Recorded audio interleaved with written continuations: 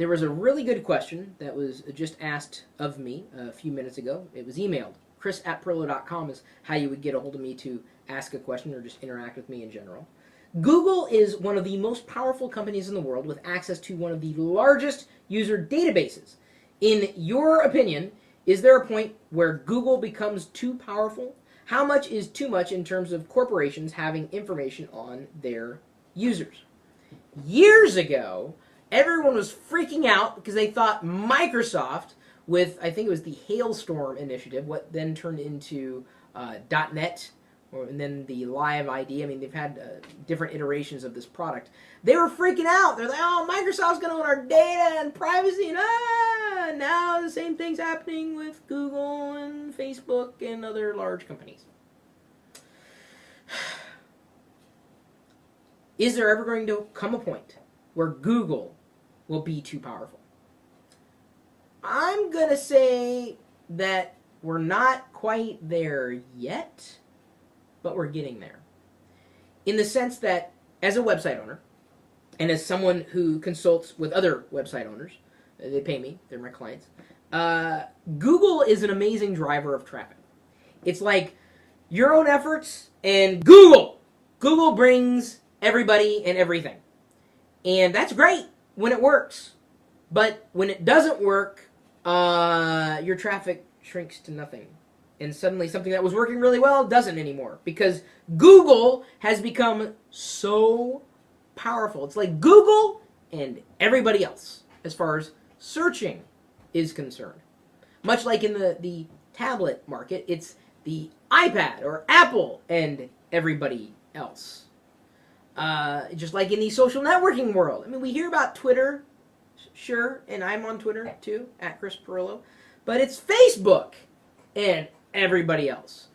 Facebook is just as formidable as Google might be in terms of access to our information. In fact, I'll go as far as to say I think Facebook's borderline creepier than Google because of that fact. And I got nothing against Facebook. I like Facebook. But I also understand that that's a private entity. You know, I don't have any say over really what goes on there in terms of direction of the website. And the privacy policy, which they seem to change on a whim. They're getting better, admittedly. But Facebook, has like, how much of the globe at this point? Huge. Huge. And all that user information. Facebook, I would argue, is more powerful than Google. I'm not saying that one is better than the other, but if you just think about it, in terms of social and user information, I would argue that Facebook has more information on you than Google does at this point. That's likely to change, theoretically. Well, at some point, maybe. We don't know, because Google, every time they try a social endeavor, it ultimately fails. Everything they've tried in social has failed. Orkut, one of the first social networks that I remember joining way back when, it's still around, but no one really uses it. It's kind of like it's Friendster or MySpace at this point. It's not relevant. Google Buzz, it's not really relevant. In fact, Google got sued because of the way that they incorporated Google Buzz in Gmail, and people didn't like the way that it was done. Google should have known better. They're a big entity. Any large entity, any large private entity that makes money off of you without you spending money should be watched like a hawk. Any company.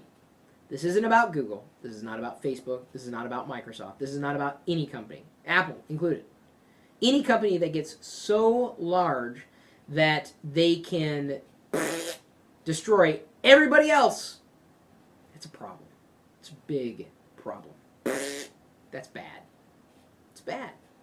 I have people emailing me and saying, "Chris, what do I do? I used to rank really well in the search engine." I'm like, well, we're really going to have to buckle down and do some work. And we do. That's the type of client we take on. We do SEO, SEM, content management. We do a lot of these services for our clients. That got hit by these Google changes because Google drove so much traffic and then it changed. Their business model could have very well been destroyed because they were counting on Google to drive all their traffic, and Google decided, you know what, you're doing something wrong. We're not going to tell you what you're doing wrong, but you did something wrong and you're no longer going to rank.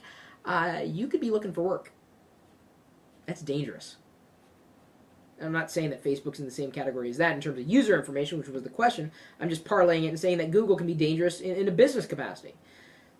Yeah, you don't want any one company having that much control over anything. It's spooky.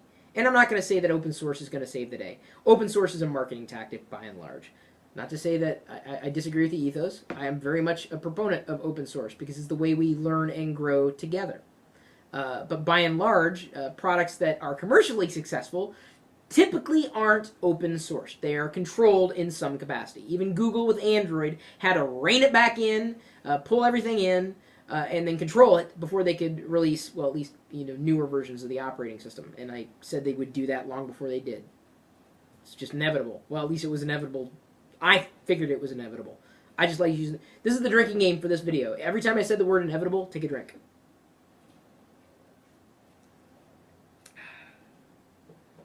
It's my rant juice. Ranting juice? I don't know, rant juice? Either way, you may agree, you may disagree. What are your thoughts? Is Google too powerful? Let's take it. Is Facebook too powerful? Is Apple too powerful? Is Microsoft too powerful? Is RIM too powerful? I couldn't even get through that last one. Sorry. Not to offend any BlackBerry owners out there. All three of you at this point. What company do you believe is too powerful? Leave a comment. Video response, either way. You can feel free to tweet me at Chris Pirillo or at Locker Room. Either way, we'll catch what you're saying. And then, of course, you're welcome to comment on the blog post. chris.pirillo.com is where you can find me. Subscribe to the RSS feed or the email newsletter. LockerGnome.com probably has a bevy of related content to powerful companies and business tactics, etc.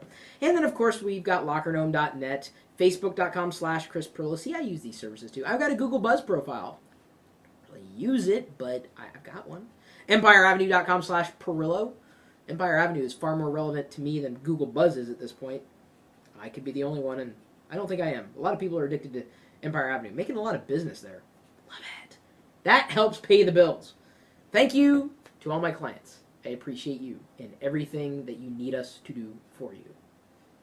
So, you got my email address, chris@pirillo.com, the blog, chris.pirillo.com. What am I missing? What am I missing? Oh, yeah! The live video feed.